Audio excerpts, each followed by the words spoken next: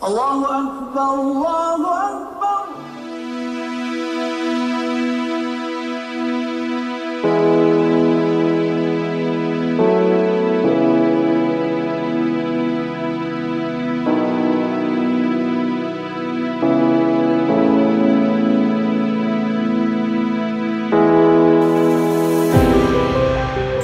Ramadan itu bulan yang suci. Fokus ibadah mendekatkan diri pada Pencipta sebagai tempat untuk kembali. Di setiap doa dan zikir bergelimang berkah dan inspirasi. Keutamaan bulan Ramadan adalah kesempatan meminta petunjuk jalan menatap masa depan. Pelatihan berbasis kompetensi adalah modal awal membekali diri dengan skill dan keterampilan. Dari semula tidak bisa menjadi bisa, kompeten dan siap kerja.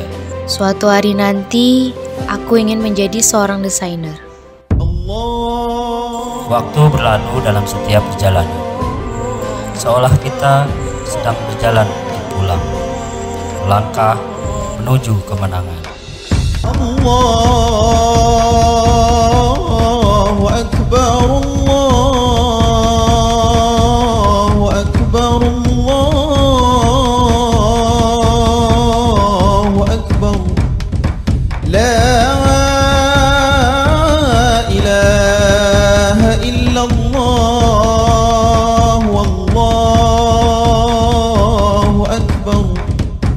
Allah